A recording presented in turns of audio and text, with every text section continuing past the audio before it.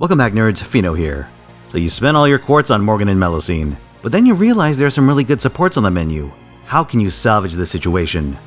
If Oberon's banner is still up by the time you're watching this, try and get him immediately. You won't have another chance until late next year, so salvage whatever you can through interlude, strengthening, bond, and free quest bounties. Koyanskaya's first banner is long gone, but between her and Oberon, she returns first. The return tour is slated for early January 2024. This is by far the best time to get her since that part of the year has very little in the way of competition or power picks.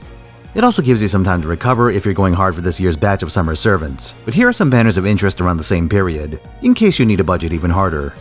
There is no unique 5-star for this year's Christmas event, and the banner instead reruns Caster Scotty. The New Year's banner features the other Koyanskaya, who's a lot more niche, and unless you have a sentimental attachment, you're better off saving for Koyan Light instead. Some other hangers-on from New Year's include First Asan, Taira no Kagekyo, and Skahak. Early January also features the K-Spiles rerun, which means you'll have a chance to acquire Rhaenys if you don't have her already. Late January has a Christmas 3 banner that features both Ereshkigal and Ishtar. These are formidable attackers when you pair them with Koyan, but you obviously want to get Koyan first.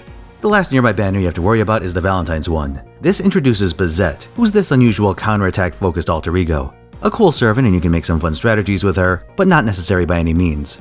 If you already have Vitch and some quartz to spare though, I'll note this event also has banners for some strong buster attackers like Saber and Lancer Altria, Mordred, and Francis Drake if you're in the market for any of those.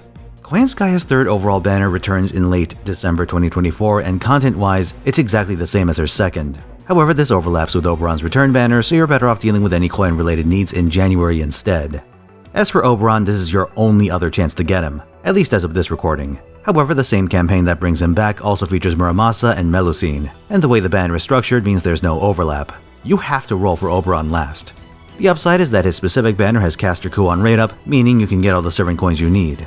Some nearby banners of interest include one in the Fairy Night Cup event, which I imagine will be called the Tam Lin Cup over here. The new servant Britomart isn't particularly interesting, but this event does have a banner with Brynhild and Kriemhild on it. The latter is enticing since Kriem's initial banner puts her on an obnoxious split rate up with Roland. TLDR, Kriem is a very powerful single-target arts berserker, and despite being a 4-star, I'd consider her superior to her 5-star competitors and well worth getting.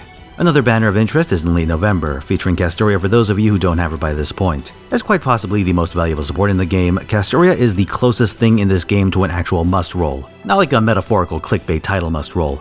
So if you have to choose Castoria.